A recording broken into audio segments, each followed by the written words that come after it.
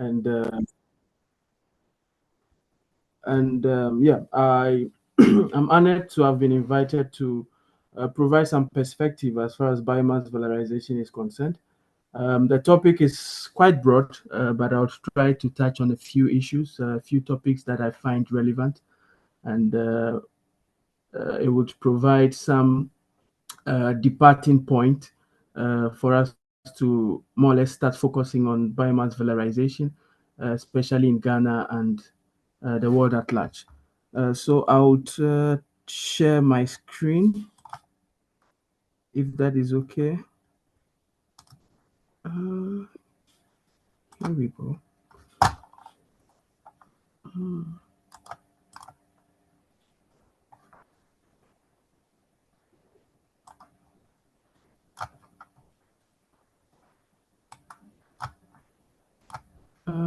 Am I in presentation mode now? Can you confirm? Yes, please. We can see your screen. Okay, that's perfect. So thank you, Rita. Yeah, so the topic for today is biomass valorization pathways for sustainable energy and high value byproducts, and unlocking opportunities for Ghanaian feedstocks. So by way of presenting the table of contents, I'll look at 5 sections today, if time permits.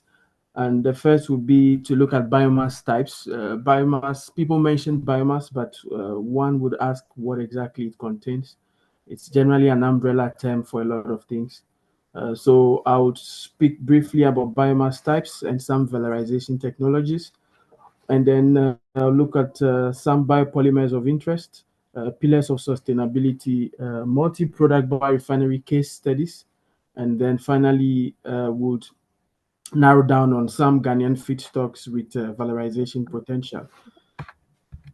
So when we ask what is biomass, typically it's any material which is derived directly or indirectly from plant, uh, animal, fungi, or algae.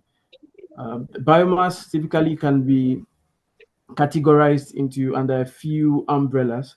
One would be the lignocellulosic materials. So lignocellulosic materials typically are forest residues. So any material that comes from plants, especially plants or woody materials, typically would be referred to as lignocellulosic materials. And that's because, as the name suggests, they contain lignin and cellulose, and then some other materials which can also be categorized under the umbrella of hemicellulose. We'll talk a bit more on that later on. And under the lignocellulosic materials, you look at forest residues, sawmill residues, crop residues, and also energy crops. So energy crops are typically plants that are dedicated and cultivated for energy purposes. Some would be like miscanthus and other plants as well. When then another category of biomass would be animal waste. So this entails poultry and livestock waste. So when we talk about the waste, we are talking about the droppings, the animal litter, the urine, and during the when the animals are being slaughtered and dressed and prepared, whatever is left can also be categorized under the animal waste. So in recent times, a lot of poultry farms have emerged in Ghana, and therefore, yeah, there's potential there, and some amount of poultry waste is generated, and it could also constitute a good biomass for valorization. We have municipal solid waste. So that's mostly all the waste that is generated in most of our towns and cities. It's a wide variety of materials that are put together. But then here we are looking more at the organic part of the waste. So you have paper, you have all these food scraps, you have textiles and other components. Um, And then you look at the industrial and commercial wastes, also from restaurants, cooking. Um, yeah, when you talk about restaurants, you're looking at cooking oils, black liquor. Black liquor would come from pulp and paper industries.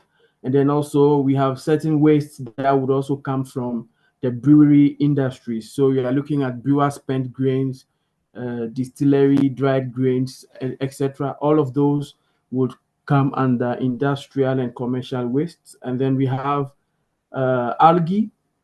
Algae typically is regarded as a third generation biomass because, so of course, biomass categorizations could also be categorized under first generation, second generation, and third generation. First generation typically will be all the kinds of biomasses that are utilized for food and feed purposes, and therefore, usually there is not for ethical reasons, one would not usually focus on those because then you are competing with the utilization for food, and then you are looking at using some of those biomasses for food for biofuels, which is not very ethical. People cannot be hungry while you are making petrol.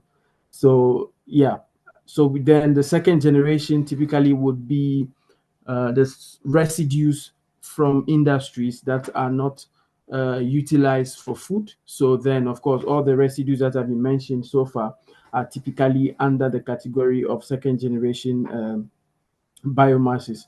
Algae typically is a third generation because it's not purposely used for food. So algae, we are looking at micro and macro algae. Macro algae typically is seaweed.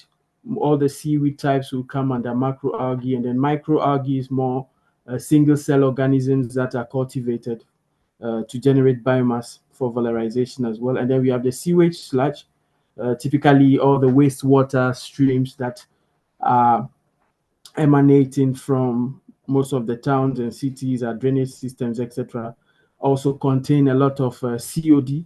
There's something we call COD, chemical oxygen demand and biological oxygen demand. And that is an essential parameter for biogas production. Generally, in wastewater treatment, they also look at COD a lot. They try to reduce the COD by anaerobic and aerobic digestion systems. So, of course, one can take advantage of that in the biogas system setting. So, going forward, as I've mentioned, biomass is quite complex, and one approach wouldn't work. So, it it is necessary to understand the composition of the biomass. And once one is able to understand the composition of the biomass, it then dictates the type of technology and also the kind of product that can be targeted in the interest of Hello, profitability. sorry, is it me or the sound is very low? Uh, let's see.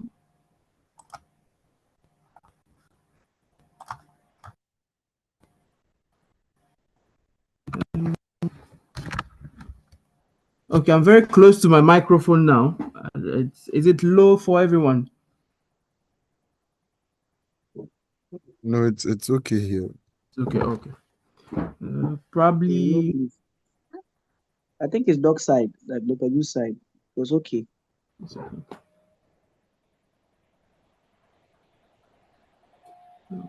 Okay, then I'll proceed. I think Dr. Jude, maybe try increasing the volume on your end, and let's see.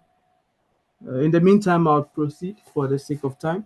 So, of course, when one is sitting with a certain type of biomass, you could either consider bioenergy production or bioproducts.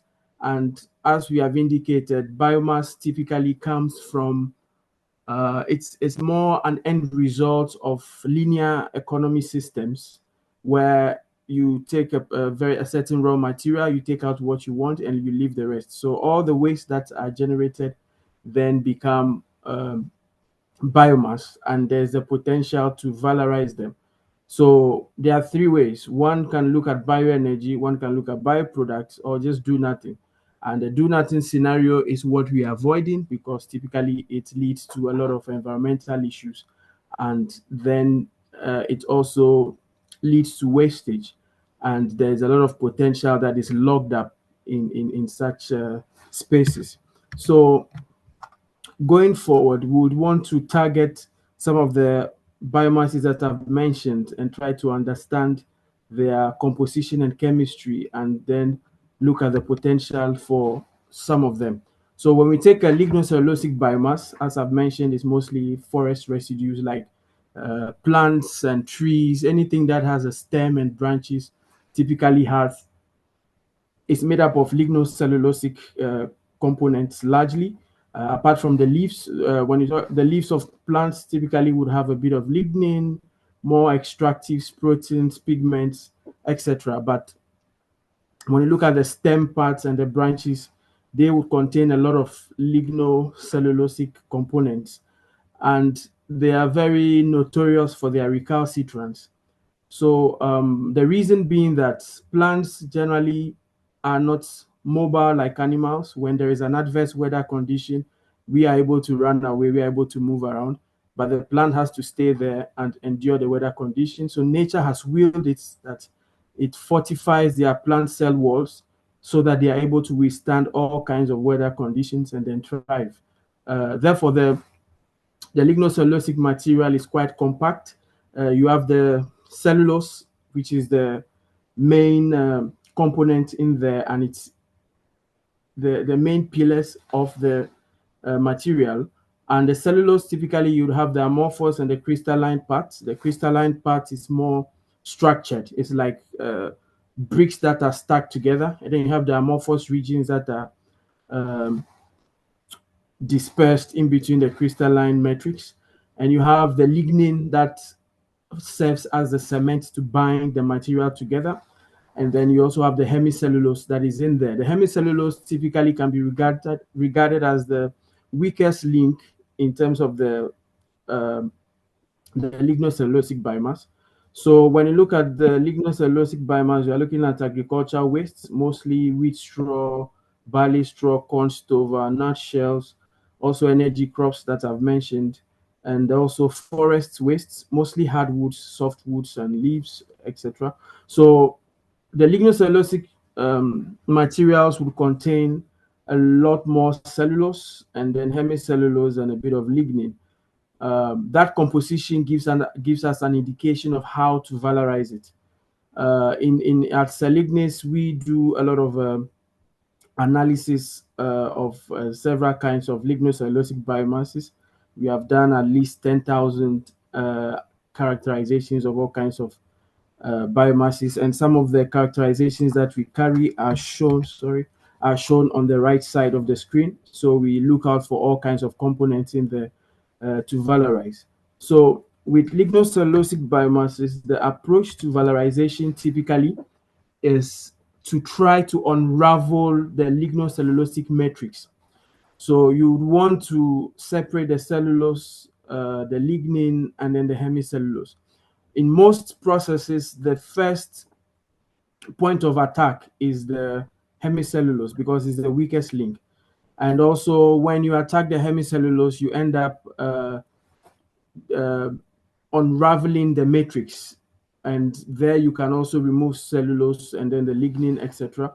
So the first step has to do with the pretreatment. Now with pretreatment, mostly we look at a lot of chemical pretreatment processes. The most common would be acid pretreatment. So here you more or less soak the biomass in acid, or you expose it to elevated temperatures with dilute acids. Yeah, there are various ways of doing it. Some will be dilute acid treatment, some will be hydrothermal pretreatment, some will be steam explosion, but majority of them are in the presence of acid. Sometimes by exposing the biomass to high temperatures, it's able to generate an internal acid that is acetic acid, because the biomass contains acetyl groups. So once the acetyl group is exposed to high temperatures, there is a cleavage, and then it leads to formation of acetic acid, and a phenomenon that is called autohydrolysis.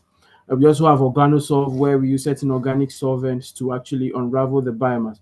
So the first point of attack would be hemicellulose. So once the hemicellulose fraction is broken down, you have C5 sugars. So C5 sugars, you are looking at xylose, arabinose, mannose, you are looking at rhamnose. So all of those are C5 sugars that are usually easily broken down at the pretreatment stage. So once that happens, now you are left with the cellulose and then the lignin. Cellulosic fractions generally are the 6 carbon sugars. Cellulose is typically a polymer of glucose. So once the hemicellulose is taken out, you are left with cellulose and lignin. Cellulose typically is broken down with the use of enzymes. So you have certain cellulase enzymes that have been formulated over the years. A lot of companies have perfected enzyme cocktails that are typically used purposely for cellulose hydrolysis. So some of you would have heard certain names like CTEC3, Suno, etc. Those are cocktails of certain cellulase enzymes that are put together to optimize the hydrolysis of cellulose polymers.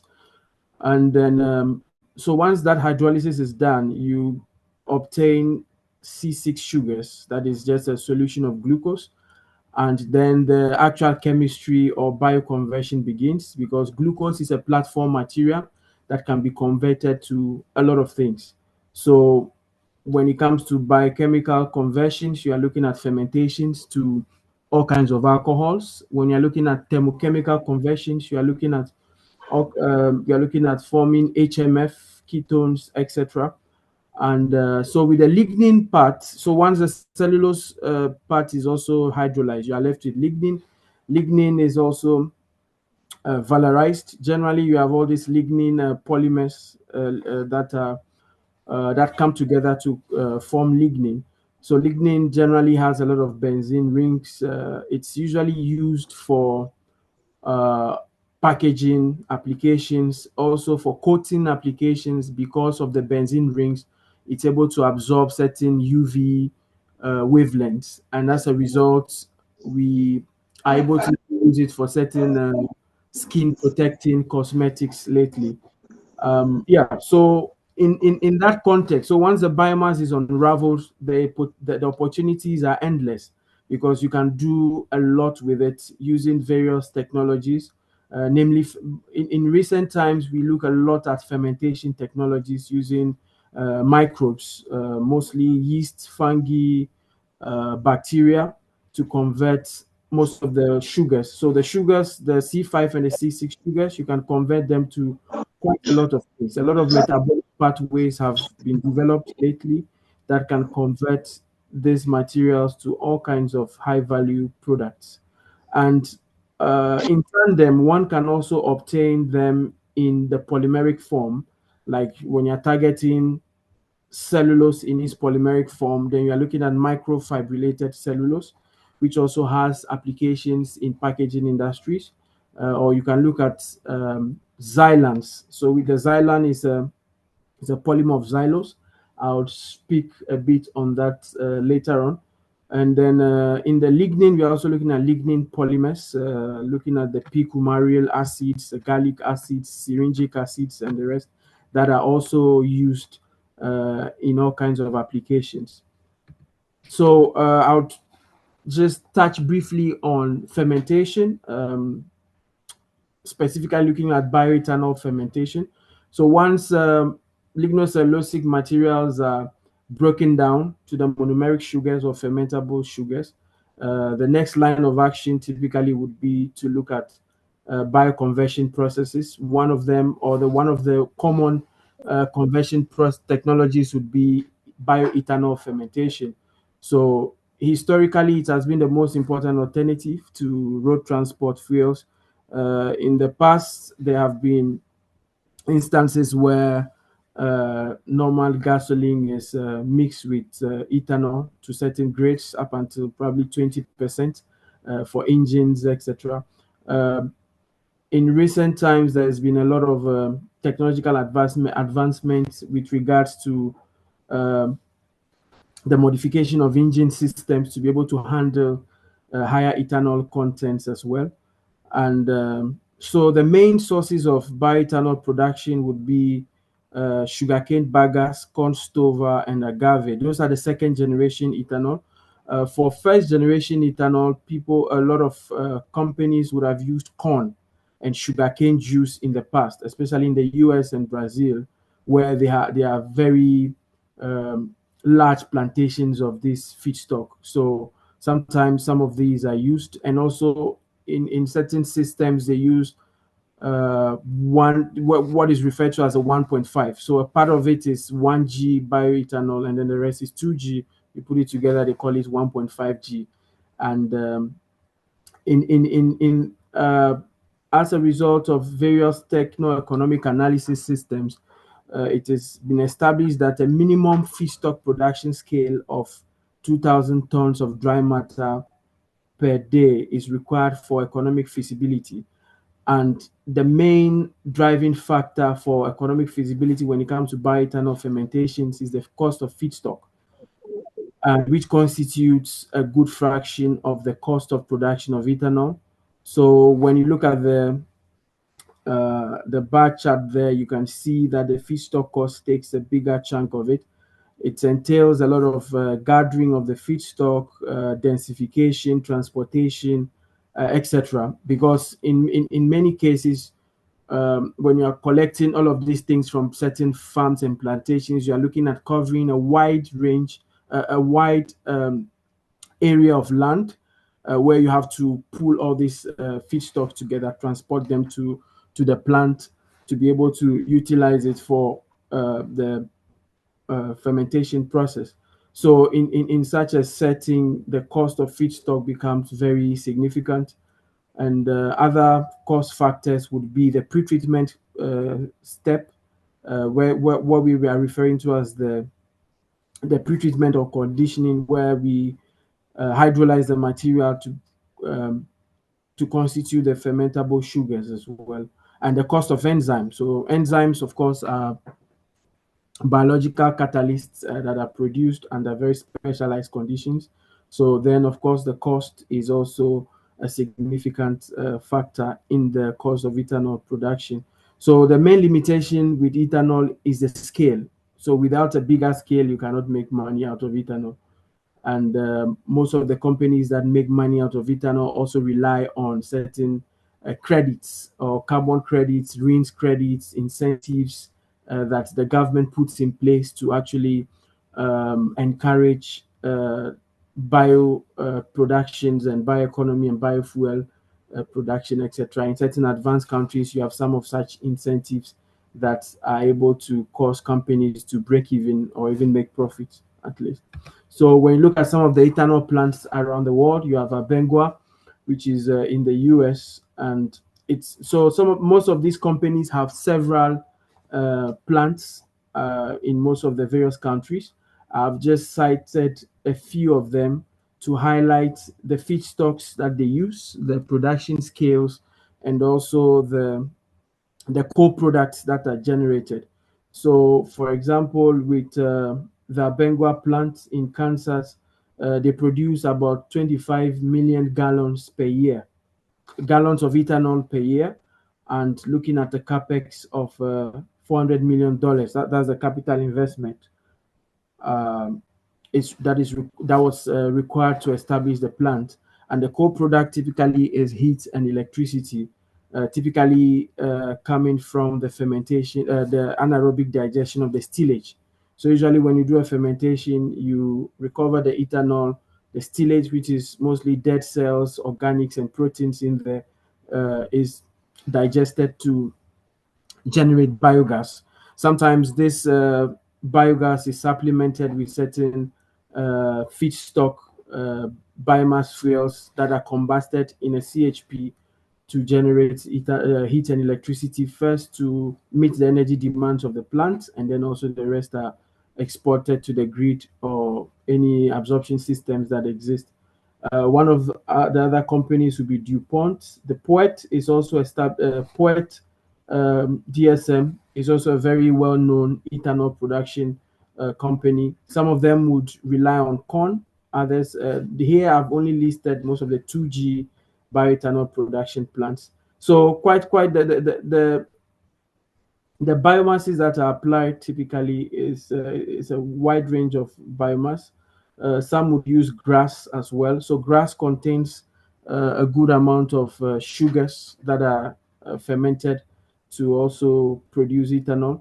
But of course, the sugar composition and the recalcitrant of the biomass will determine the cost of the ethanol production in there. And yeah.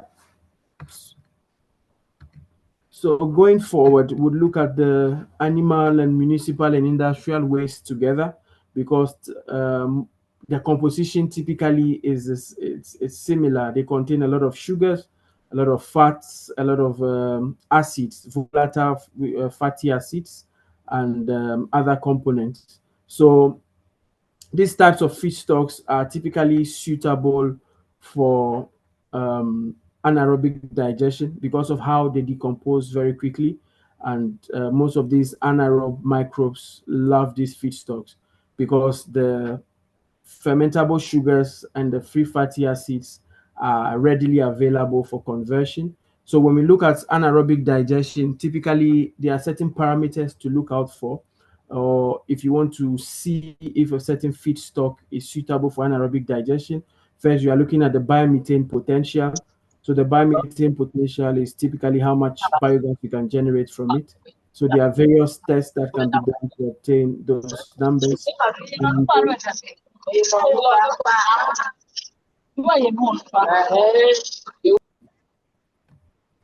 And And then you're looking at the chemical oxygen demand, the biological oxygen demands, the volatile fatty acids, as I've mentioned.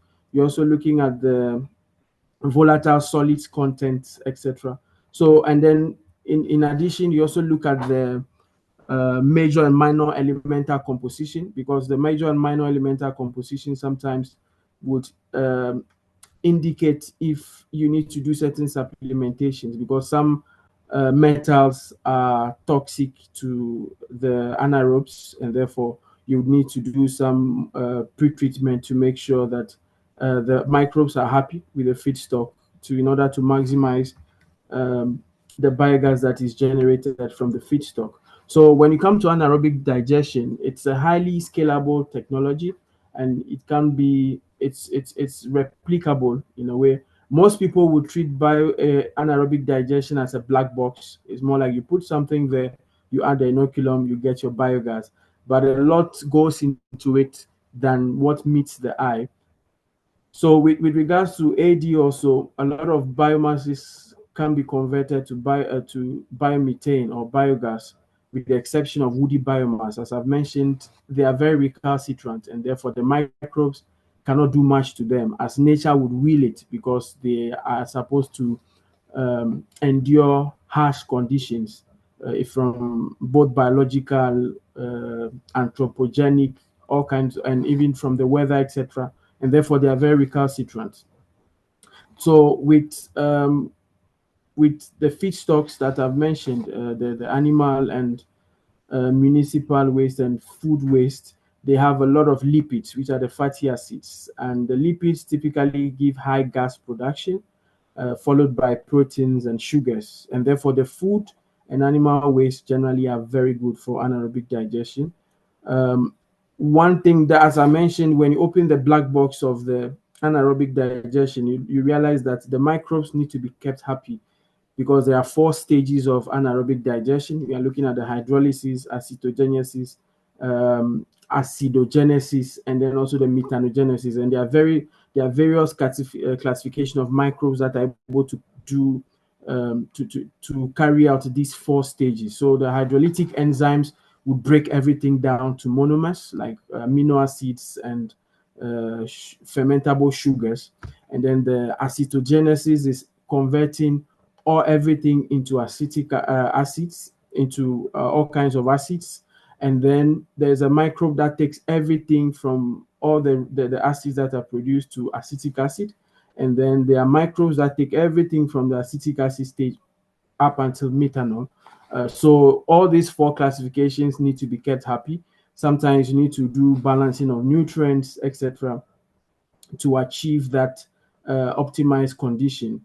One limitation with anaerobic digestion is that sometimes when you use a single feedstock system, because the balance of nutrients and also the elements in there is not adequate, you would need to introduce some form of supplementation. So there are situations where the microbes crash out and therefore the digestion ceases. But to avoid that, you need to do a lot of nutrient supplementation and monitoring of the system. So in how you monitor the system is looking at daily analysis of the output. So you are looking at analysis of the digest state, analysis of the gases that are coming out, as well as looking at the health of the microbes as well. So to circumvent the limitations of single feedstock systems, people would also consider, more companies will also consider multi-feedstock systems. So in multi-feedstock systems, you are looking at combining high nitrogen feedstocks. So high nitrogen feedstocks, you are looking at food waste, animal waste, with high carbon feedstocks. The high carbon feedstocks will be lignocellulosic feedstock. So in some biomass plants, you have a combination of grass and animal waste or poultry dropping. You have a combination of maize and poultry litter, or maize, rice husks with cow manure, etc. So in that way, you are balancing the carbon to nitrogen ratio. Usually the carbon to nitrogen ratio needs to be between 15 to 30 for very optimal biogas production. So the table below would give you an indication of some of the feedstocks and then the biomethane yields from them. So this having this data set for your biomass would also give you more perspective on which technology to explore and what yields are expected. So the biomass, when it comes to biogas production, the one can it's a technology that allows you to even operate at a medium scale, even at a small scale and a large scale. The second part of anaerobic digestion is also the fact that it is used as a waste treatment process in most food processing industries, and in industries where a lot of wastewater is generated. So they use this as a waste treatment process, but in that process also generates a lot of energy, and the digest state can be applied in so many ways. The digest state can be land spread, it can be used for biochar production, and etc. So in some of the small and medium scale plants that I've visited in Ireland and Northern Ireland, we realized that usually the feedstock processing rate per day is around 3 tons of feedstock, and they are able to generate 500 kilowatts of electricity. That is the surplus energy that is generated, the outside of meeting the requirement of the plant. So some of these AD plants are generally annexed to food and animal processing factories, and they generate electricity and heat to meet the needs of the plant, and the rest is exported as electricity. So in converting methane to heat and electricity, you require CHP. A basic CHP typically has a combustor, a boiler, and turbo generators and a condenser. So the combustion system would combust the biogas and then generate heat that is used to generate steam in a boiler. The steam then goes through the turbines and generates electricity, and then the steam condenses to become hot water that also is used to heat certain parts of the plant and is generating heat energy. Now, CHP, typically the efficiency will be around 70%. The split between heat and electricity would be around 30 to 40, but that is also dependent on the energy requirements of the plant. If more heat is needed, then the split can be engineered to generate more heat at the expense of electricity and vice versa. Yeah, so going forward, we look at algal biomass. So as I mentioned, algal biomass is typically third generation biomass. So that would be a lot of seaweeds and microalgae. Now, seaweeds are plants that usually grow, water plants, as I would call them, that usually grow in nature. Sometimes you walk along the beach and then you see certain plants that are invading the shores, and it's also constitutes a very good biomass. Outside of the fact that some of them are used to actually do a bit of bioaugmentation in the form of removal of heavy metals from aquatic regions, like when the sea has a lot of mercury and arsenic, they use some of these seaweeds to actually remove some of these heavy metals. And the seaweed biomass, depending on the type of seaweed, it could contain all kinds of carbohydrates and extractives. So we as Selignis, we also carry out seaweed analysis. So we are looking at amino acids, carbohydrates. We do a lot of analysis of the major and minor elements. So the major and minor elements would also tell you if there are heavy metals in there. You don't want to be dealing with arsenic and lead and such, which are quite toxic to human beings as well. So you want to ensure that such contents are within the acceptable limits or the toxicity limits, etc. Microalgae is a single cell organism, most single cell plants, as I would regard them.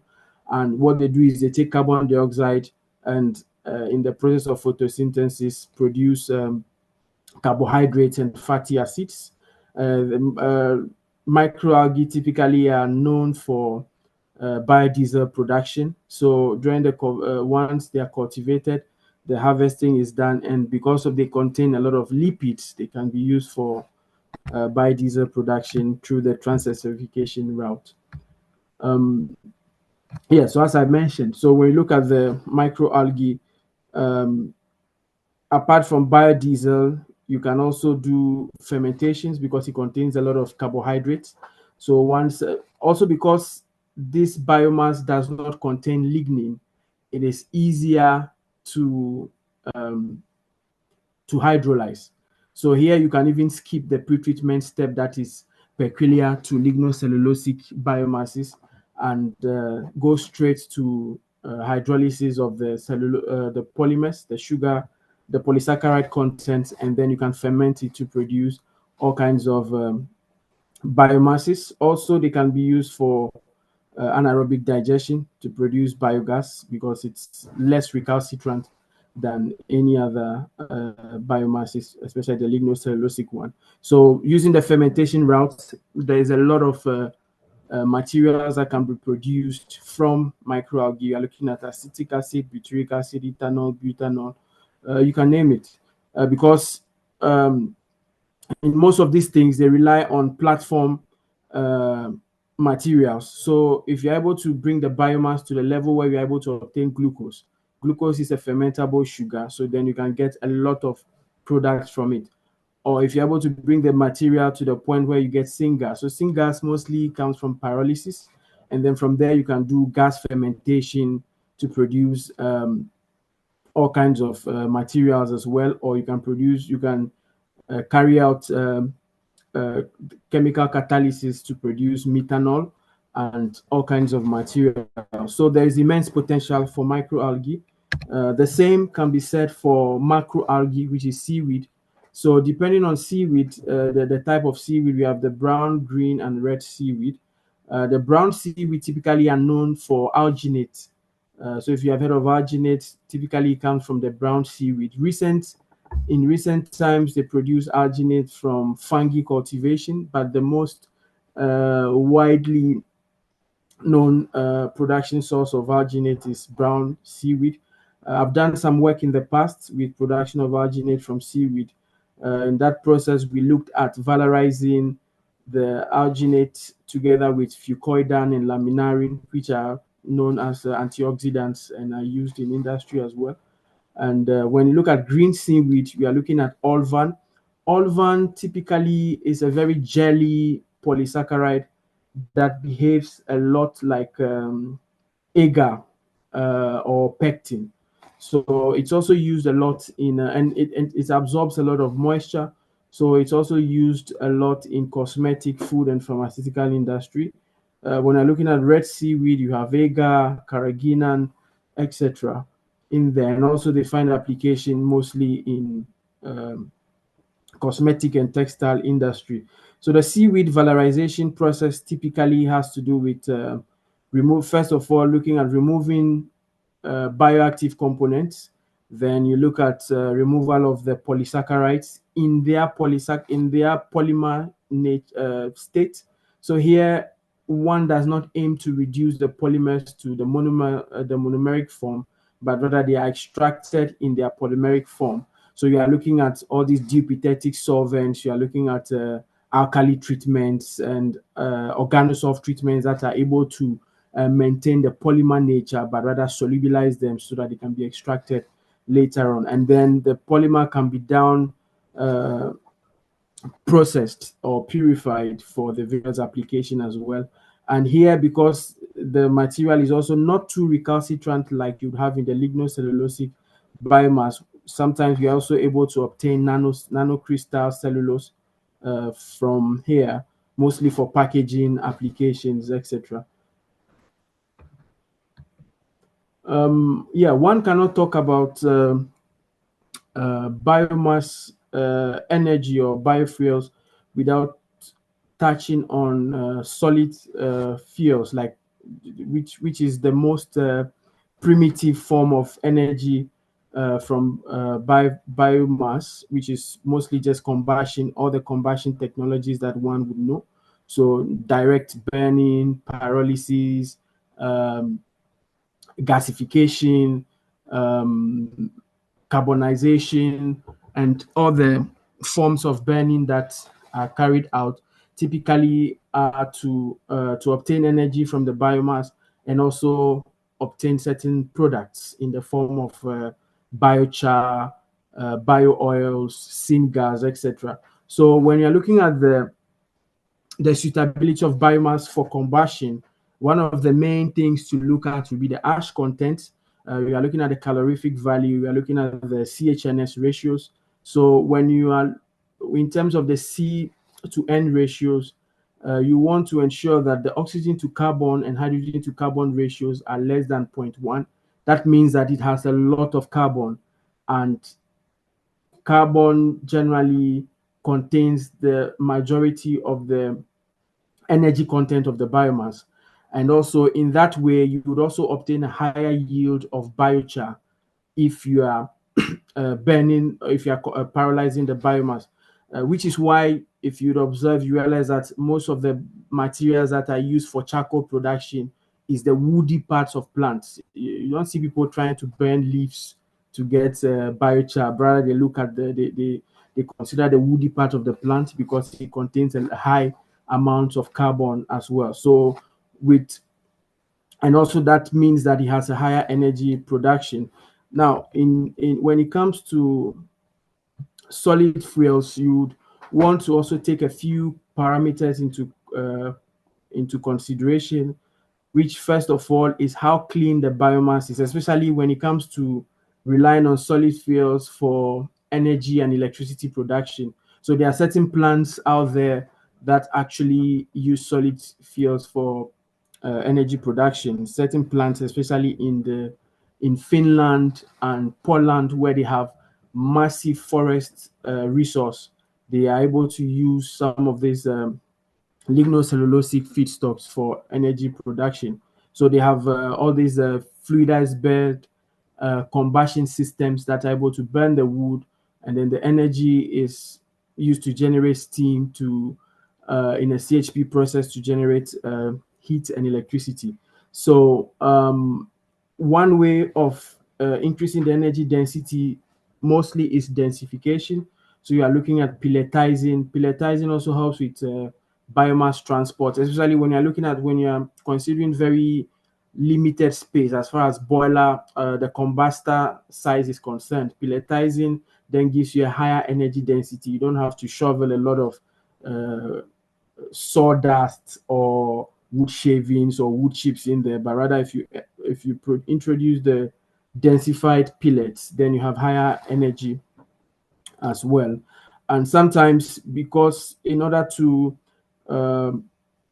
protect the material integrity, the structural integrity of the boilers and the the combustion systems, there are certain standards and specifications that need to be followed. Generally, you want to ensure that the biomass is clean and rid of sand materials.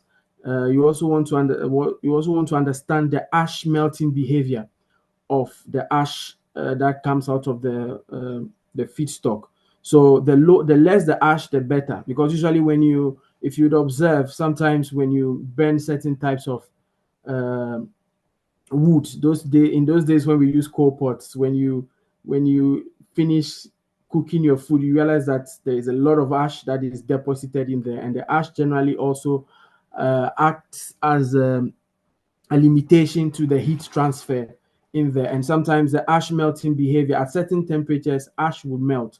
And if it melts and then it clogs the walls of the combustor, etc., it's not very ideal for the systems. So one would also they do a lot of QC in terms of what kinds of feedstock are used for these combustion systems. Also, you want to look at the nitrogen and sulfur contents of the feedstocks, because even though these are combusted, you'd want to limit the amount of nitrogen oxides and sulfur oxides and particulates that are exposed to the atmosphere, because of course we are looking at sustainability and environmental sustainability in here, and also all of those are taken into consideration to ensure that um, uh, yeah, this is done in a sustainable manner.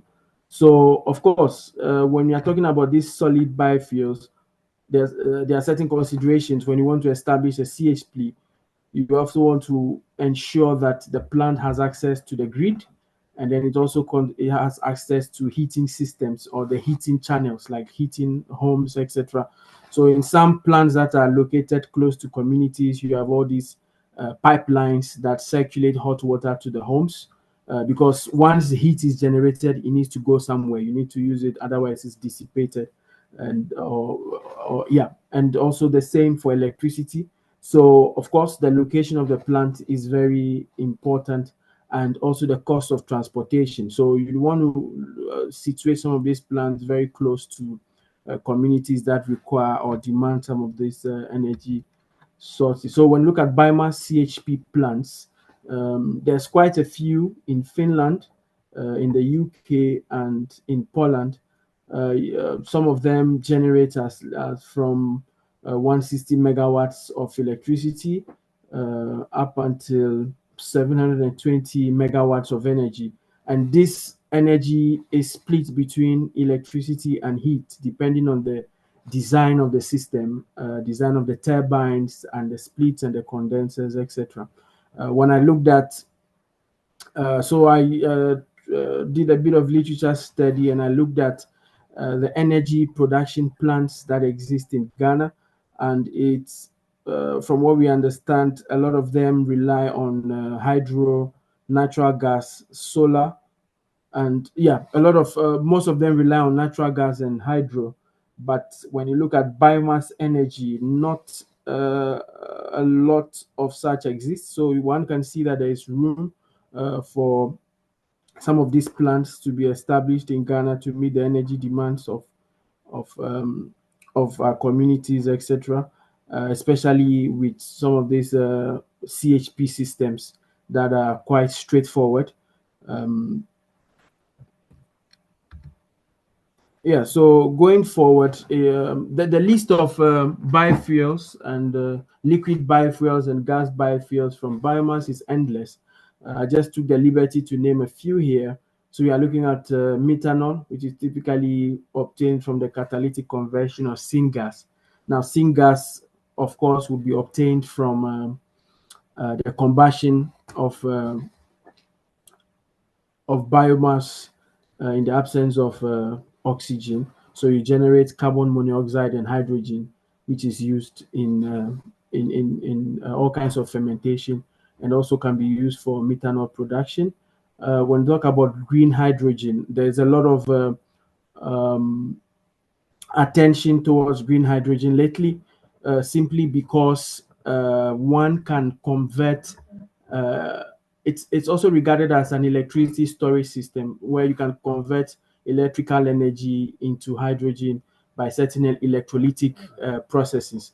So as a result, one can actually use some of this, the electricity that is produced from wind, hydro, and other renewable energy sources.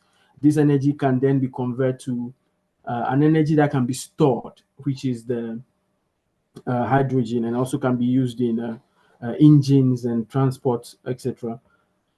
Biobutanol and isobutanol also can be obtained from fermentation processes, from all these fermentable sugars. So sugar chemistry is very important when it comes to byproduct and biofuel production. Of course, syngas, as I've mentioned, with biodiesel, you are looking at transesterification of fats and oils. So most fish stocks that contain a lot of fat and oils can be transesterified in the presence of alcohols to obtain biodiesel and glycerol. So glycerol then becomes a byproduct. Glycerol is also um, a biomaterial that has immense potential as well. And of course, biogas and biomethane. Biomethane is just an upgraded version of biogas. You know, biogas will contain about 55% per volume of methane, and then the rest will be carbon dioxide. So you would want to remove the carbon dioxide. Some people would use amine scrubbing. Some people would use membrane systems to actually remove the carbon dioxide, because the energy content of the carbon dioxide is very low, and therefore it acts as an impediment when you are combusting the feedstock.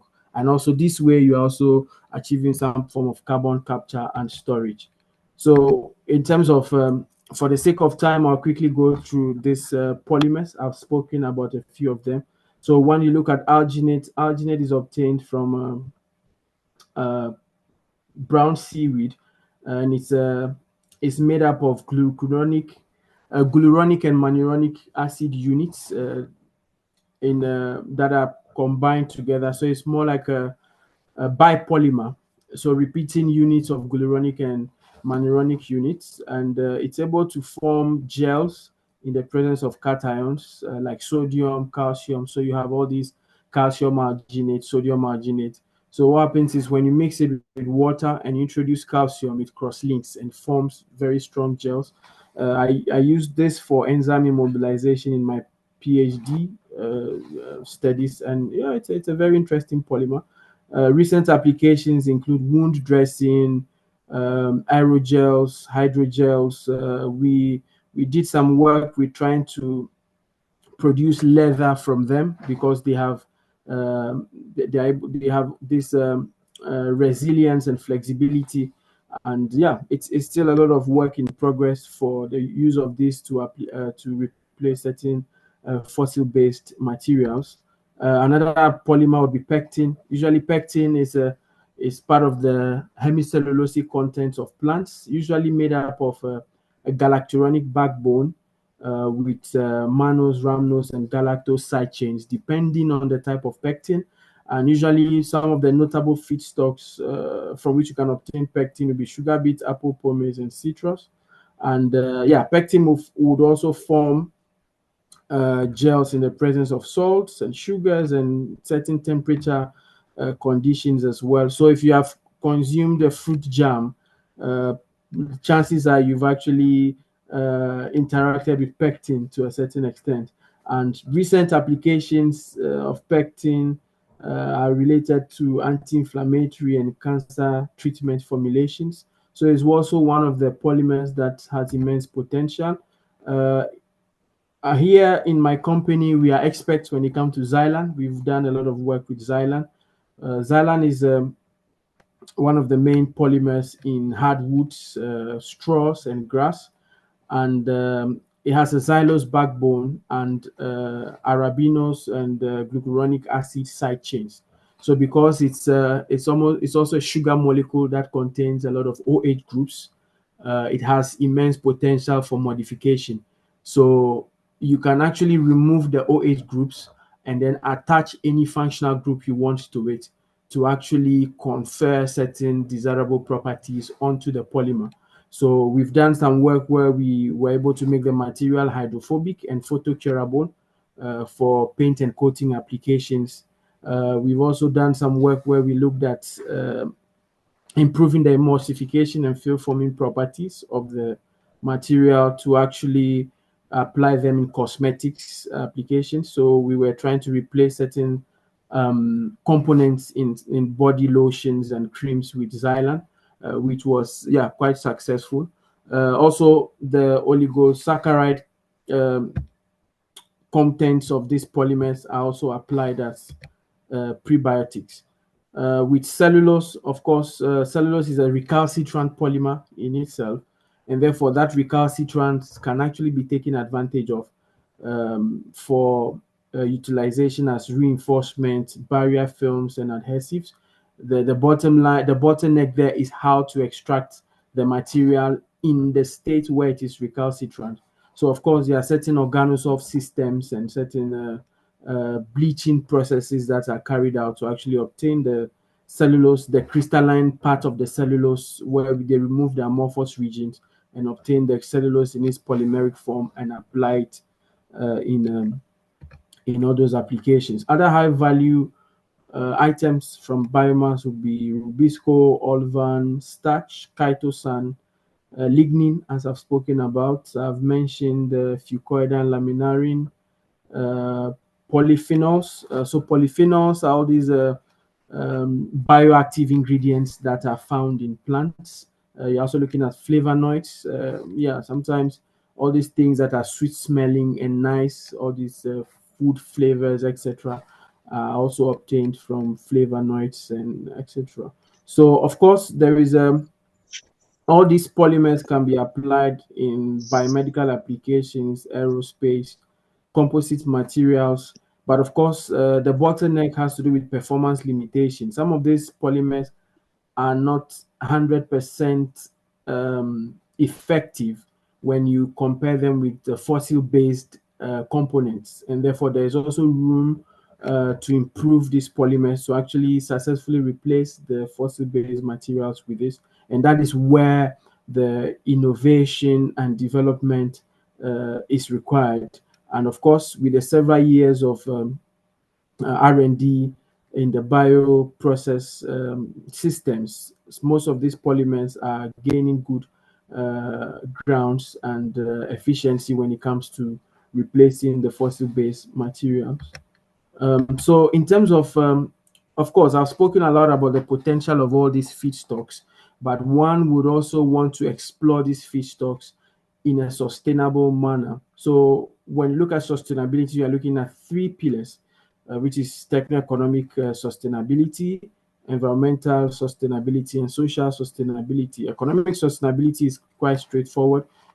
If you are running a process, you want to make profit. If you have a plant, if you have a factory or a bioprocess company, you don't want to make profit because people don't work for free and you cannot just spend your money on something that is not yielding profit. So you want to make some profit. Environmental sustainability has to do with looking at the existing systems of utilization of those feedstocks and make sure that the new applications you are bringing on board are not typically taken away from some of those existing systems. Of course, if those systems are already sustainable and serving the community, like for example, if you want to valorize cassava peels, the goats will not be happy with you because a large fraction of that cassava peels are used to feed livestock. And therefore, you want to ensure that, okay, if at all you are valorizing it, you are using the surpluses from those systems as well. And of course, social assessment, you are looking at how that affects society. Is what you are doing creating jobs or taking jobs away from people, which is very essential. So, of course, if the technology is taking jobs away from the community, then of course there are certain questions that will need to be answered because, of course, people will be angry with you because you are taking away their jobs. So, these pillars of sustainability can be need to be evaluated, need to be looked at, especially along the value chain. When you're looking at the value chain or the supply chain development of certain feedstocks that want to be valorized, a lot of work needs to be done to actually understand how the supply chain is at the moment and where you can insert some of these valorization technologies as well. So, of course, as I've spoken about sustainability, the aim of sustainability is also to support decision making. So, there are a lot of decisions that need to be made and also to educate the stakeholders involved. You're looking at industry partners, political decision makers, and even the lay person needs to understand that, okay, what you are doing is sustainable, because when you are valorizing biomasses, you are producing byproduct, you want consumers to accept it. So you're looking at social acceptance, etc. So some guiding questions I've listed here, I think I've mentioned some of them already. You are looking at how the process compares in the sustainable perspective to equivalent fossil-based systems. So of course, um, the reason for the bioeconomy is also to replace fossil-based feedstocks and cut down on all these environmental impact categories or impact, looking at the global warming, eutrophication, acidification potentials, etc. And also you are looking at how these processes would compare from a sustainable perspective with regards to the use of land, other alternative uses of the same biomasses. So somebody will be eating avocado thinking that they are saving animals, but typically the forest regions in Brazil are being exploited to grow avocado. So a lot of animals are being chased out of their homes. So in the grand scheme of things, maybe eating a lot of avocado does not typically spare any animal. So of course, all of these things are things that one needs to understand. And in terms of sustainability, you also look at the boundary conditions. So you are looking at gate to gate, gate to grave, cradle to gate, etc.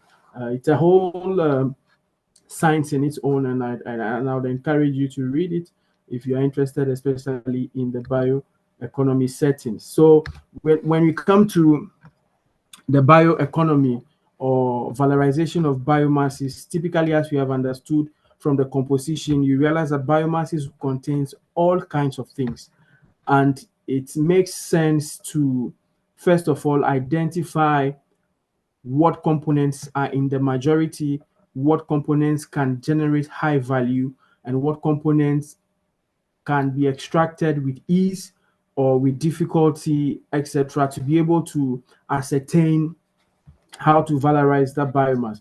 So, for example, with ethanol, which is a low value uh, product, you are looking at a bigger scale to be able to make profit. When you look at certain biopolymers that are of high value, you can actually valorize or produce such biopolymers at a smaller scale, but rather get some profit, because then it's just because the value is high, you can run at a smaller scale and generate some profit or even break even.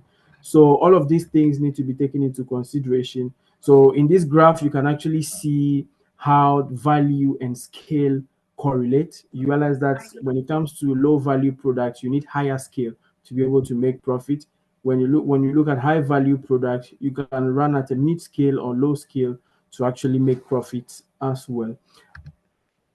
And in terms of biorefineries, you want to look at multi-product biorefineries in the interest of the circular economy, because we've established that biomass typically contains a lot of things. Like when you take lignocellulosic biomass, it has cellulose, hemicellulose, lignin.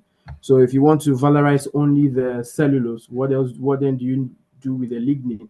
Then you are also creating some sort of waste. So at the end of the day, it makes sense to consider valorization of the whole biomass. And the incentives for that would be that you have a diversified revenue stream, and also the production cost per unit product is reduced because it's split between uh, the spectrum of of products that have been obtained. And the environmental sustainability aspect of that will also be that because you are not producing single feedstocks, single products, there you are also reducing all those environmental impacts as well. You're also looking at improved resource recovery and abiding by the circular economy principle. Most of the waste that is generated is simply as a result of the linear economy systems that are prevalent in society as well. So I would look at a few biorefinery case studies that were done, I think about 3 or 4 of them, just to emphasize on the need for multi-product systems. So in my work, in my PhD work, I did some work with regards to valorization of Jerusalem artichoke tubers. So what we found from the composition analysis was that it contained a lot of inulin, proteins, and a bit of fat and oils, but majority of the sugars is inulin. So we looked at production of inulo-oligosaccharides from the feedstock, and also proteins, extraction of proteins, and using the residues for animal feed, because the residues will contain all these fibers, cellulose, etc. That of course would be suitable for animal feed. The second pathway was to look at just extracting the oligosaccharides and then just using the rest for animal feed. We also looked at protein extraction, and then a different and extracting of the inulin in its polymeric form, and the subsequent hydrolysis to get the oligosaccharides, and then using the residue for animal feed. The fourth pathway, we looked at protein, oligosaccharides, and biogas. The other one, we looked at protein, oligosaccharides, and ethanol. And the outcomes were that the pathway number 2 required the least capital investment. So, of course, that is something to consider. How much money do you have? How much? What is the scale of the plant? What are you willing to do, etc. And sometimes simplicity is a way to go, because when you introduce a lot of technologies into the biorefinery, you are also introducing a lot of complexities, engineering complexities and bottlenecks that are introduced into the biorefinery, and therefore one would need a lot more resources to actually optimize all these unit operations. So what we understood was that it was a bad idea to look at biogas and ethanol production from the residues. We were better off just using it to feed animals. As elegant as it seemed to actually produce biogas and ethanol, it was costing us more, and we were not making any profits at the end of the day. So sometimes simplicity is the way to go. And some work that was done by some colleagues also in Stellenbosch University, they considered valorization of mango waste. Here they were looking at ethanol production and biogas, pectin, ethanol, and biogas. They looked at pectin, polyphenol, ethanol, and then biogas. What they understood was that the more product that you could get from the biorefinery, the more capex that it's involved. But here, what was observed was that you could also make more profit at the end of the day by the MPV. So when you look at the ranking of the MPV, the pathway number 3 was the best. But then when you look at the environmental impact, so only here I only highlighted the GHG, the global warming potential. You realize that the pathway number 3 has the highest. And therefore, when you look at pathway number 2, it might be a better idea, because then you have a good trade-off between profitability and impact on the environment as well. So these are some of the things that need to be considered, especially when you're looking at the multi-product biorefineries. In a previous work that was done by one colleague, I think Richard Paddy, some of you would be familiar with that name. He did some work with regards to valorization of cassava waste. So he looked at bioenergy production from cassava waste, ethanol production, and also biogas and glucose syrup and succinic acid production. Interesting. Okay, I think I missed some numbers here. But well, from here, what we understood was that the pathway number 4 was actually the best, because no, the pathway number 3 was the best, where ethanol and biogas was produced from the feedstock, and in the attempt to actually produce glucose syrup and succinic acid, etc., the cost of production rather went higher than was expected. And here, then it narrows down, or it highlights the fact that sometimes when you have too many products that you want to produce from the biorefinery, you introduce a lot more unit operations that can become cost intensive, and therefore it makes sense to simplify the process and focus on a few products that can be generated, and to be able to make profit as well. And here, the plant, when you look at the production capacities, it was big enough to actually generate some profit from ethanol production. So it made sense to produce ethanol as well. So going forward, I'm taking a B. Thanks for your patience. I think I'm on the last section, and then we can take a few questions. Here I looked at a few feedstocks in Ghana that could be valorized. I believe the list um, is inexhaustible, but I just listed a few of the feedstocks. May have missed some of them, but of course, one can spend the whole day evaluating and listing all the feedstocks that have potential in Ghana. One of them would be the granite husk. So in my lab, we did some characterization of the granite husk, and we realized that it contains a lot of lignin and glucan, and it also has a high calorific value. So because it has a high calorific value, it can be used for biofuel production. Typically, you are looking at um, uh, combusting or pyrolysis to produce biochar, then can be used in other and then once the biochar is produced, it can be used to generate briquettes for yeah, for domestic applications as well. Of course, one can actually hydrolyze it to obtain the glucan content that can be used in in fermentation processes. But of course, the feedstock appears very recalcitrant and therefore might require some pre-treatment steps, which could drive up the cost of production. But ultimately, an adequate value chain analysis is required to ascertain the potential of the feedstock as well. But as it stands, we generate quite a good amount of granite shells to actually consider valorizing it. The same applies to cashew nut shell. The interesting thing is that it has a higher calorific value, but rather a high oil content.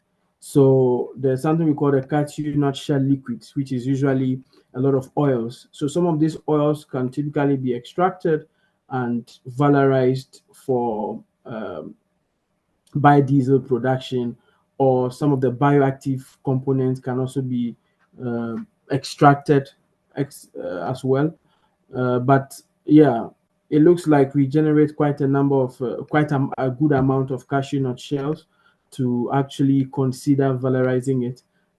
Here you can see that the glucan content is not high, so you are not looking to get any sugar for fermentation in here, but rather the the oil content is very good and the bioactive contents are very good, and therefore you can explore such pathways as well. Fruits and vegetable waste, of course, we have a lot of food waste that is generated, especially because of the poor post-harvest systems that exist. A lot of food go bad, a lot of fruits go bad, a lot of tomatoes and a lot of vegetables go bad. We could actually valorize this for bioenergy production, typically biogas production. And according to the United Nations Environmental Program, actually a lot of food waste is generated in Ghana than the average country out there, which also indicates that there is potential to actually valorize some of these materials. Typically, the most straightforward technology would be anaerobic digestion to generate biogas, and using the digestate for land spreading and fertilizer application as well. Of course, with digestates for land spreading and fertilizer application, there are a lot of things that need to be, a lot of analysis need to be done. First of all, we need to ensure that all the ammonia in there is removed. We also have to ensure that the COD is reduced to the barest minimum and such. Otherwise, if you land spread it, then if without taking all those precautions, you rather produce a lot of ammonia and other residual biogas into the atmosphere, which could also rather be detrimental to the environmental sustainability aspect of things. Lastly, forest residues. Of course, with forest residues, one needs to do this in a sustainable manner. There's a lot of deforestation going on. Therefore, one would encourage rather planting more trees while valorizing or taking advantage of forest residues as well. It's a practice that is carried out in the West a lot, especially in Finland and in Poland and the Scandinavian countries where they rely heavily on solid biofuels. They have large forest reserves that are always replenished, and therefore such a practice can be encouraged, and it gives us the opportunity to explore some of these forest residues for energy production and also for byproducts generation, etc. Yeah, that brings me to the end of my presentation. Thanks for listening. It's been quite a lengthy one. If you are interested more in looking at the work that we have done so far with several kinds of biomasses. I've listed some projects that I've worked on, and most of them typically we are looking at using several biomasses for various applications. Like for example, in Perfect Coats, we're looking at using xylans for paint applications. In Enzyloscope, we're looking at using xylans for cosmetics. In Bio for Africa, we're looking at um, energy systems, sustainable energy systems from biomass residues for small scale farmers across the sub Saharan African region. In Mani Refinery, we were looking at valorizing human and plant wastes Thank you. for energy production, etc. And yeah, thanks for your attention, and questions are welcome.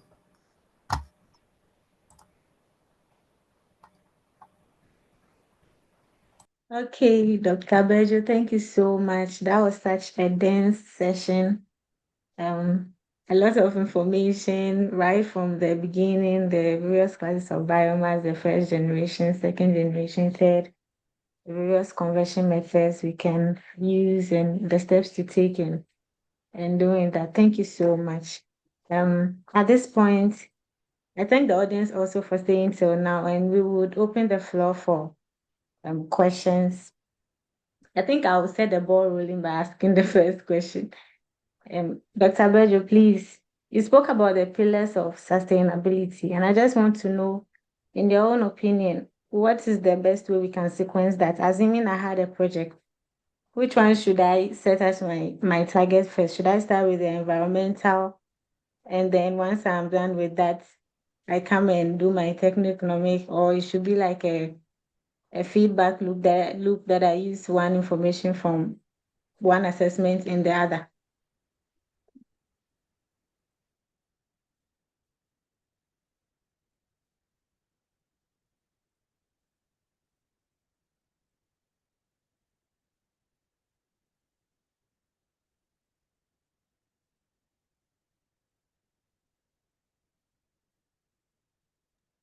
Hello, Dr. Bejo. Please, if you are talking, we cannot hear you. I think you are still muted. Sorry, I muted myself. So apologies for that.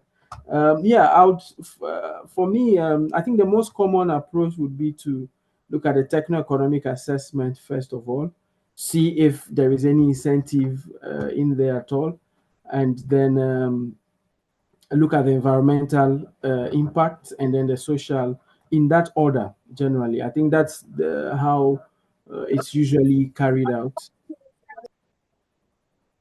Okay, a follow-up question.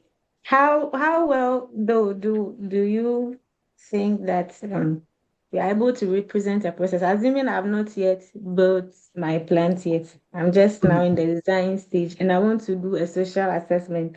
I think before something actually comes into reality, people don't really know the impact on them until it's there. So now if I go and build my plant and the effect is more negative, how do I do compensation? Um, Yeah, I think you would want to do your groundwork first of all.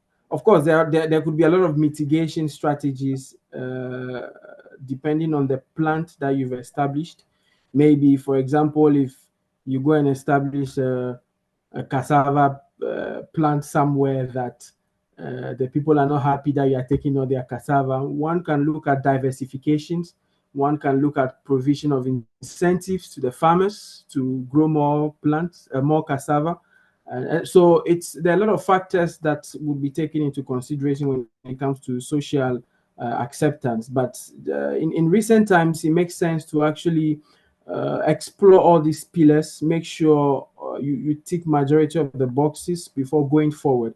I think that is the reason for most of this sustainability assessment. It's rather they call it an ex ante analysis. So you are doing it in advance before you even start anything.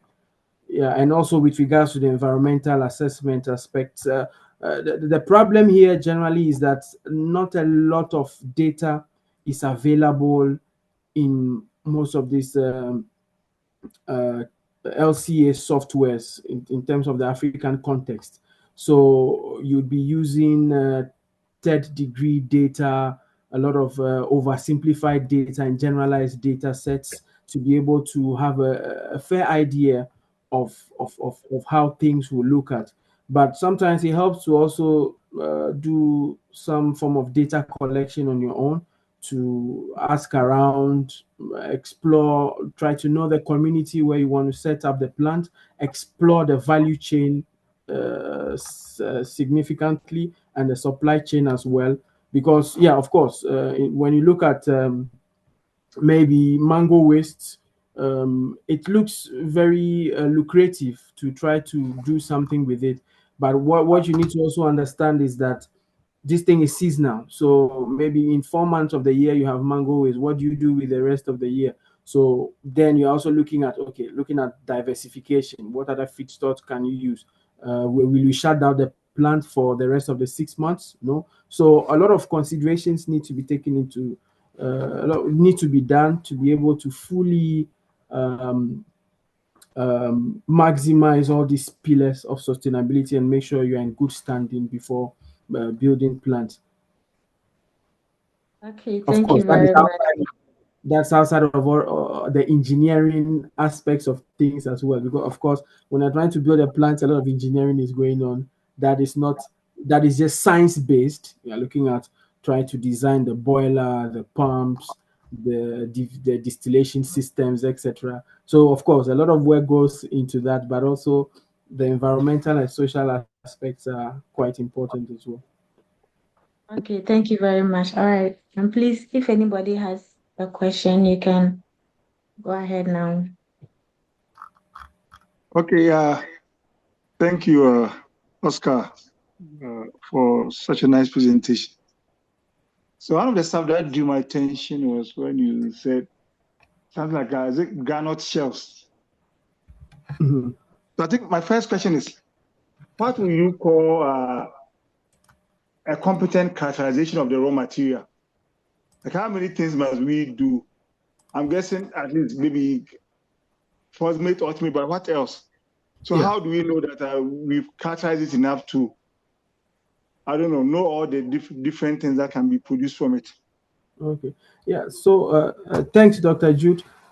So with regards to the characterization, you can carry out as much as you need to, depending on what you're looking for. But the first would be that because it's a lignocellulosic biomass, you're already looking at the lignocellulosic content.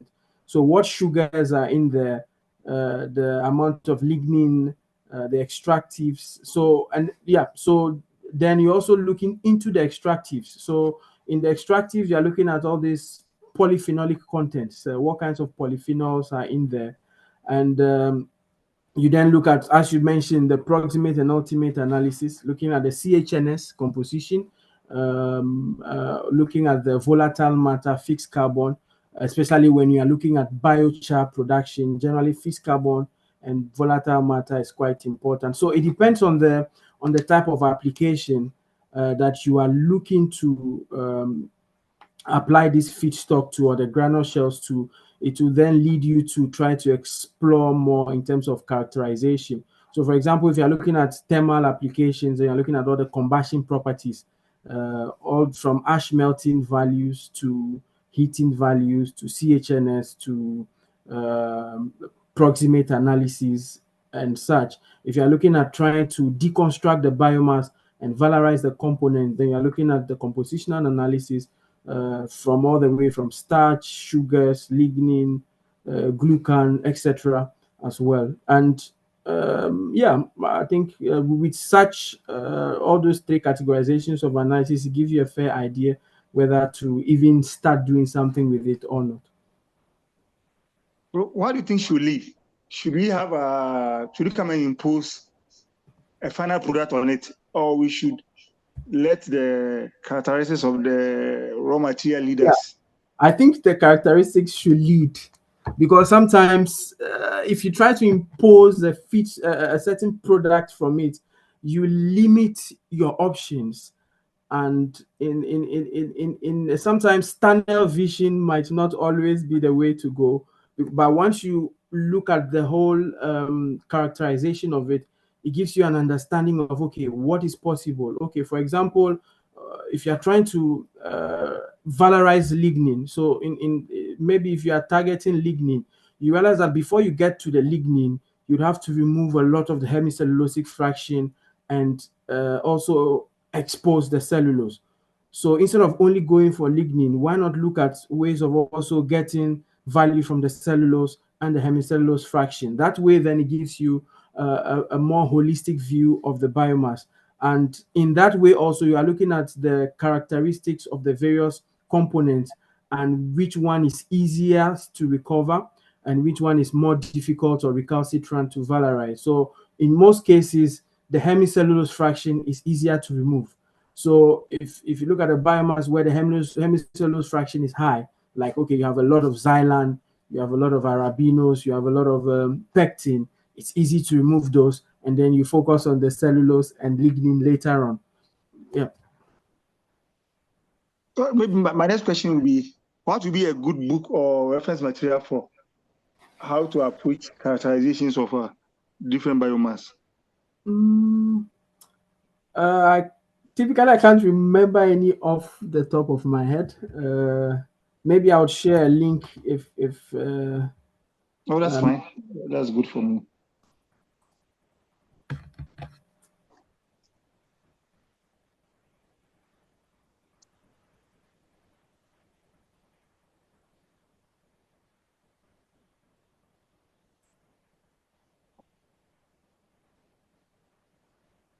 And also another thing to say is that in our context, there is a lot of biomasses that exist that we have not characterized. So I think a nice departing point would be to create a catalog of feedstocks that exist, a lot of things that are abundant around us that is not taken advantage of. And we look at Oscar, yeah. you're actually in the spirit. We are trying to, by next week, the modeling club will try and go into a database that will try and do that. Okay. Create a database of our own. Yeah, that would be very. All the biomass around. Yeah, it would be very nice, because that is the first step to actually understanding all the feedstocks that are available to us and how to valorize them to get value from them. Like, yeah, in if there are a few of I know some friends who are doing work with silica production from cassava peels. So apparently, cassava contains a lot of silica that is valorized through solubilization, chemical solubilization, and they are using it to produce high value catalysts. So of course, there's immense potential right around us. It's just that because we are not aware of the potential, because of the limitation when it comes to availability of data on these things, we are not able to typically take advantage of them. And some of these feedstocks can be valorized at a very small scale, and you don't need a big plant, an ethanol plant, to actually get value from some of these things.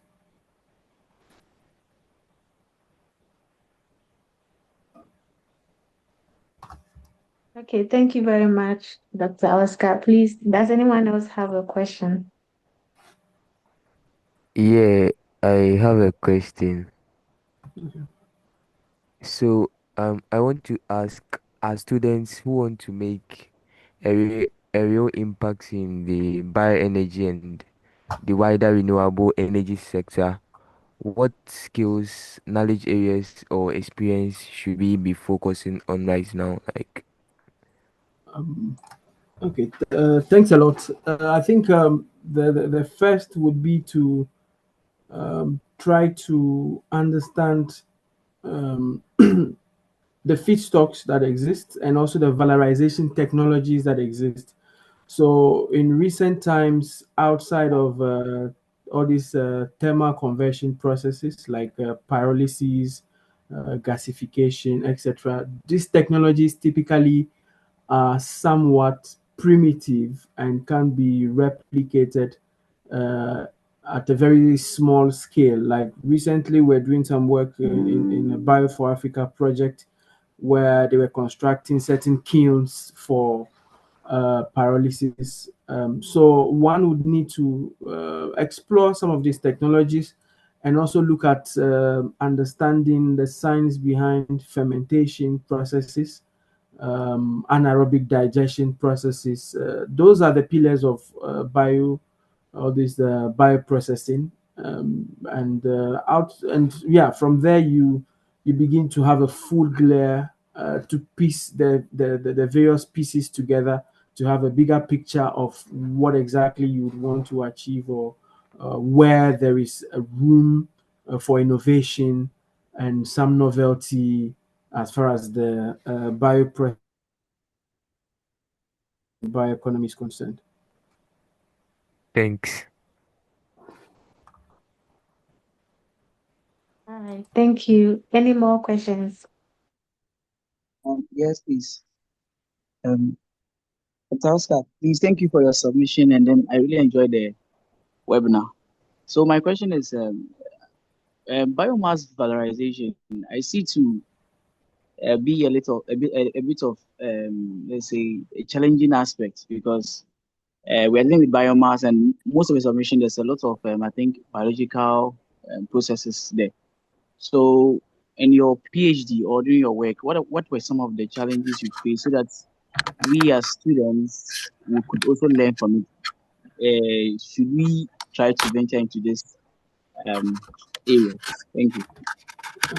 All right, thanks a lot. That's a valid question. Usually, when you are coming out of university, you're looking at getting a job somewhere nice, etc. And biomass typically is a lot of biomass materials that are not good looking and are not nice at all. But I think for me, the challenge was coming from a petrochemical background. I didn't know a lot about biomass from the start. So it took me a while. I didn't even know what lignocellulosic composition was at the time. It took me a while to understand that when it comes to sugar chemistry, fructose and glucose have the same, they are isomers of each other, but they do different things. Mannose is also an isomer of glucose, etc. And all those things exist in plant. Now, how I was able to understand those things was that um, yeah, I learned by doing. I had to read a lot because I didn't have the knowledge base then. Because from a petrochemical background, you are looking at all these fractionation of crude and a lot of inorganic chemistry and some, of course, theoretical organic chemistry as well. So, but when it comes to bioprocessing, generally you have to expose yourself to a lot of material as far as biomass is concerned. And I didn't know how to work with enzymes, but I had to learn because I did some work with enzyme immobilization at the time. So it makes sense to, at an early stage, if one is aiming or has the intention to look into biomass or bioprocessing or etc. later on, one can maybe in your free time start reading up on some of these things, trying being curious outside of the confines of uh, chemical, the typical traditional chemical engineering topics or domain, because generally you'd only encounter some of these things once you venture into bioprocessing. And of course, bioprocessing is becoming more and more dominant in the chemical engineering space. And one thing I would also want to encourage some of us uh, to understand or to become cognizant of is the fact that a lot of these disciplines, once you advance, you realize that most of these disciplines, there's a complete overlap between all of them, like chemical engineering, microbiology, biotechnology, energy engineering. All of these, there's a complete overlap, and none of them actually exist in isolation anymore. So with that perspective in mind, it opens you up to learning a lot of things.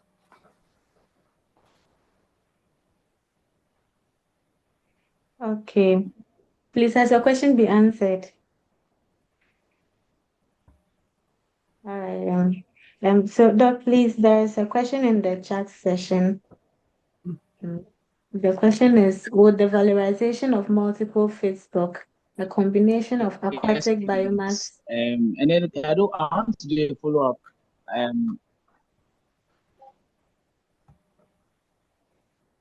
Yeah, go ahead.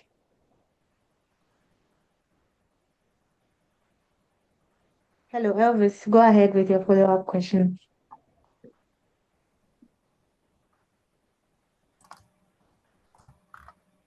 Okay. I think in the meantime, I'll read the question in the chat Yes, section. please. So, yeah, so my question was, I also feel that maybe you did a lot of experimental, let's say, your research was more. Okay, so I feel that you did a lot of experimental, like in terms of your research, there was more experiments. So I want to ask if, let's say I'm to do research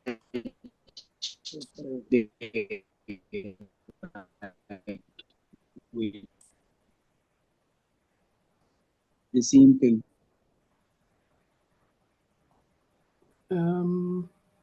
Sorry, Elvis, I think I couldn't hear you properly. I think there was a Line was break. breaking. Yeah. Hello, Elvis. Your line was breaking.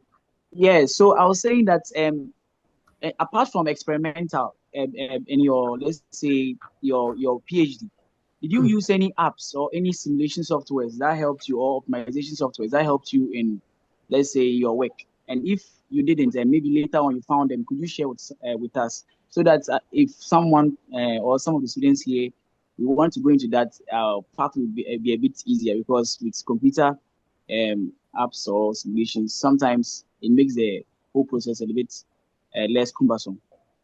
Yeah, yeah. Thanks, Elvis. Yeah. So I did a bit of Aspen modeling. So half of my PhD, my master's and PhD work was experimental, and then the other half was modeling.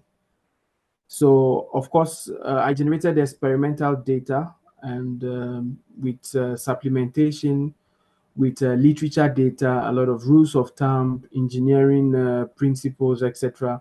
One is able to then simulate what goes on. There are a lot of course, with the advent of AI now, there are a lot more softwares that are available. You are looking at COMSOL, you are looking at Aspen, and a few others out there that actually help you to. So with the limitation of Aspen typically is that it doesn't give you an exposition into the fluid dynamics of things, and how the viscosity changes would affect the mixing situations in there. And sometimes there are certain things you can only figure out when you do, like when you are doing, for example, when you are doing enzymatic hydrolysis. When you model it in Aspen, it's simply just a chemical equation. where you are breaking maybe cellulose and then the equation goes into glucose. It doesn't give a much more introspective view of how the viscosity of the mixture changes with time. Because once the enzymes begin to act, they break the polymers into monomeric forms, the viscosity would break. But at the start, of course, there's a lot of mixing power that is required. And Aspen typically will not give you the energy of mixing in most of the simulations. So certain things you'd have to some of the you cannot trust softwares blindly because I regard them as just giant calculators and things like that. But you'd also want to introduce your intellect and operate with first principles and augment that with softwares, if that makes sense.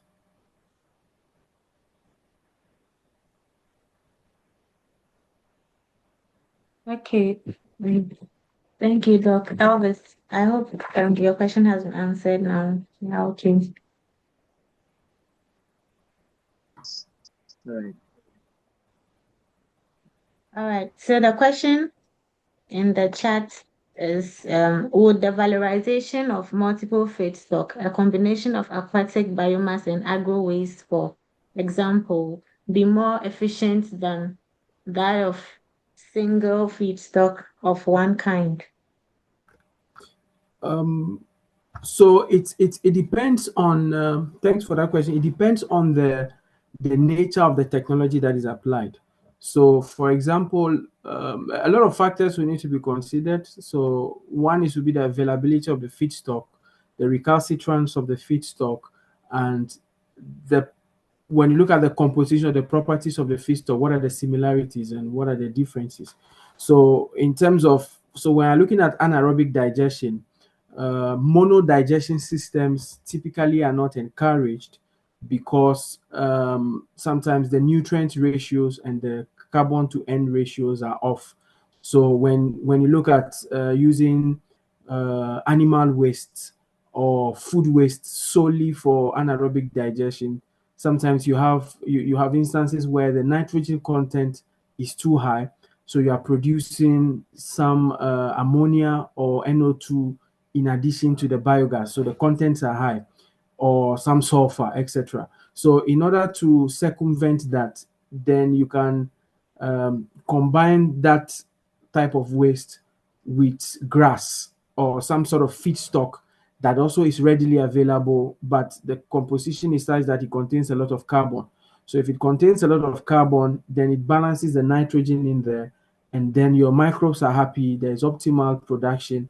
When you talk about in terms of for ethanol production, sometimes you can use single feedstocks or combined feedstocks depending on the type of product you are looking at. Sometimes in certain factories, you can use two feedstocks, but maybe one towards the energy production and one towards byproducts. So, for example, in some like some sugarcane biorefineries, or certain biorefineries that are annexed to sugarcane factories, what they do is that when they get the sugarcane bagasse, they use a fraction of the bagasse. The fraction of the bagasse is combusted to generate energy for the plant, while the rest is valorized to generate ethanol and other byproducts as well.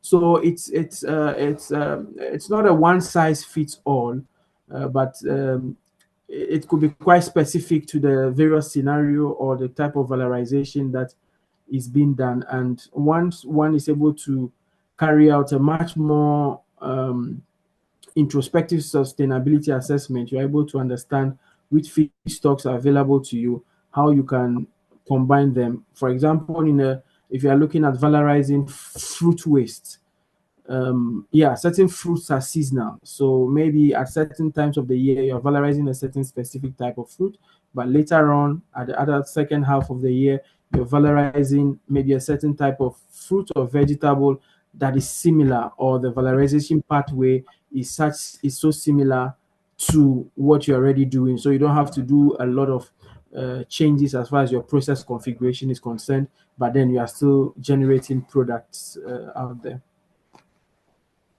Okay, thank you very much, Doc. Rita, I hope your question was answered. Another question from Engineer Robert says, can a wastewater treatment plant save money on its energy bill by using its own sludge to produce power? And would that investment be worthwhile? Yeah, that's a very good question. When it comes to wastewater treatment plants, generally the the lever is towards wastewater treatment much more than energy production. So in there, it's more like you're trying to reduce waste and not expose or discharge the wastewater into the environment. So the emphasis more is on that, and the energy production then becomes um, an additional benefit. So it's hard to say if that would be enough to produce enough energy to actually sustain the plant. Yeah, it'll be difficult to say unless one puts together the numbers. In most systems where the wastewater is utilized, it's augmented sometimes with certain solid fuels and other forms of sources for biogas generation. So, for example, the wastewater in a certain project where we were looking at treatment of wastewater and waste streams from a pulp and paper mill. So they were looking at paper sludge. So with paper sludge, at least the sludge has a lot of biocomponents that can actually be valorized, or they constitute a good substrate for anaerobic digestion, and the COD is high, and therefore you are getting high biogas yields. But in a system where the wastewater does not have a significantly high COD, or the volatile solids are not high, then of course the energy generation may not be sufficient to actually um, break even as far as economics is concerned. But here, the advantage mostly is also for wastewater treatment. Generally, you are looking at reduction of waste. So the cost saving is from the fact that you are not paying someone to take your waste, but you are rather uh, reducing the waste, treating the system and saving that cost or the gate fee that you would have paid to someone to treat your waste. Okay, thank you very much. Engineer, I hope your question was answered. Please, does anyone else have a question? Will Okay. All right. I have a question. Okay, go ahead, Michael. So for students who would want to explore biomass and bioenergy, even at small scale, what are some practical hands-on ways to do this? Yeah, thanks, Elvis. I presume that's Elvis again. Oh, Um, yeah, so, well, with regards to practical hands-on ways, I think one of the technologies one can look at is mostly all these pyrolysis systems. So with pyrolysis, it's not too complicated and it's a bit straightforward. So you are looking at biochar production. So there will be a bit some cleaner ways of generating charcoal compared to our primitive ways of digging a mold, putting everything in, covering it with sand, etc. So that would be a first point of departure. And when you're looking at valorization in terms of bioproducts, you want to look at the kinds of byproducts that are easy to obtain. So, for example, with regards to pectin extraction, sometimes even as something as little as hot water extraction, you can get your pectin from orange citrus peels and well, we don't have apple in Ghana, so typically we are looking at citrus peels, etc. So there are a few products that one can actually start with, at a very small scale, and because they are high value products, um, it's easy to obtain them. But of course, in terms of the sale of this stuff, you have to gain your certification, your accreditations from the Food and Drugs Board. Some of these things need to be certified. So yeah, there's a bit of a few hoops to jump through and a few hurdles. But yeah, some of these are things one can start at a very small scale, and then of course once it takes off, you can look at increasing the technology readiness level and the scale, etc.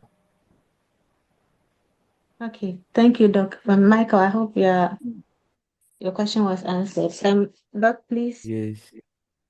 Last question. Someone sent a question via WhatsApp, and they are like, you mentioned during your submission that at high enough temperatures, the biomass will be able to produce its own internal acetic acid. Just how high can this temperature be to ensure that it's not high such that the acetic acid itself gets degraded? Yeah, thanks a lot. Yeah, so with the fact of producing its own internal acetic acid, uh, it's a very small amount. So we are talking about feedstocks that have acetyl groups. So there are certain acetylate, we call them acetylated groups that are attached to uh, the hemicellulosic fractions. So you have all these acetyl groups that are attached to the uronic acids. When you look at the structure of hardwoods and softwood systems. So what happens is that at high temperature, some of these acetyl groups are cleaved. So when they are cleaved, they become free acetic acids in the system. And because it's an acid, it's going to produce all the H plus ions are in there to help with the hydrolysis. These things would happen at temperatures above 100. So in such systems, we are looking at reactors such as steam explosion reactors, power reactors, etc. So those are high pressure, high temperature systems. Now, the scalability of these technologies is a bit far-fetched, not impossible, but a bit far-fetched. Yeah, most of them are have been proven at lab scale, pilot scale, but not too commercial. There is a plant in Estonia called the fibinol plant. So what they do is they extract cellulose from softwoods, cellulose and lignin and hemicellulose from softwood. So what they do is a very fast, high temperature, high pressure treatment, and it happens in a matter of seconds. It's almost like they are reducing the plant into crude oil in a matter of seconds. So what happens is they apply temperature and heat and acid, and then it reduces everything. So yeah, in the case where the temperature is high enough to cleave some of these acetyl groups, yeah, it becomes acetic acid that then causes auto hydrolysis of the feedstock. But it's usually the technology is quite advanced and therefore not very scalable generally. Okay, thank you so much, Doctor. I think our very final question is from Rita in the chat section. She's asking if uh, an aquatic biomass such as water hyacinth, is viable and worth pursuing for valorization, considering its high water content and phytoremediation properties. Yeah, yeah. I think water hyacinth, I remember, should contain a lot of xylane. So yeah, it depends on the sustainability criteria as well. If it's readily available, it doesn't require significant cultivation inputs, etc. Then it's possible to valorize it. To the best of my knowledge, it's a very invasive species as well. So yeah, it contains a lot of xylane. I think I've come into contact with it a few times as far as characterization is concerned. So one can actually look at valorizing it for xylane extraction. So in this case, you don't even need to dry the biomass. You collect it wet, introduce maybe some enzymes or alkali systems to actually extract the hemicellulose fraction, and then later on you can deal with the solids. The solids should contain maybe some cellulose or some other polysaccharide. So yeah, there's potential. It's possible to valorize it, but yet again, one will need to look at how readily available is it, and also what kinds of components can be valorized from it as well. Okay, thank you so much, Dr. Bedzo. Dr. Jude, please, if you have any concluding remarks. No, thanks for it. So once again, I want to thank my brother and friend, Dr. Oscar Bedzo, for such a masterful presentation. One of my mentors once said that the brain, after it has been stretched to a new dimension, will never return to its original dimension. So it's possible that we didn't understand everything that he said, but we've heard new terms. We should chew on it. We should find out more. We will send across, I think with his permission, a PDF version of his presentation. Let us use that to educate ourselves more. And I'm glad that he actually said that, because we talked about it already, that no, it's time for the Ghana biomass database to be established bit by bit. Start from somewhere, use whatever we're able to do to look for more partners and funding. So I'm really glad that someone who's an expert in that field also agrees. So once again, on behalf of the Modeling Club and the Department of Chemical Engineering, our HOD, Professor Naneva Sido, I want to thank my brother and friend once again. Please come back and so usually what happens is this. Elsewhere, what people do is they call it recent developments. So this one, he gave us like a broad view. So a very good practice will be every year, because he is in a cutting edge lab, he comes back and gives us a presentation on the recent development, the new things that is happening in the field of valorization. So no, please, Dr. Bedzo, come back next year and give us what we call the recent development. What are the new trends? What are the new things that people are doing, so that we remain updated? Once again, on behalf of the Modeling Club and the Department of Chemical Engineering, I will say thank you. Yeah, thanks to you, Jude, as well. Thanks for the opportunity, and thanks to the organizers as well. And yeah, rest assured, I'll be back to update you guys on the recent developments and state of the art. Yeah, the topic was quite broad, and it took me a while to actually narrow down on certain things to speak on, because it's most of the topics that I touch on uh, can take a long time to exhaust. So this presentation is typically just to touch on a few things, to float a few balloons and get us thinking, and point our attention to a few items.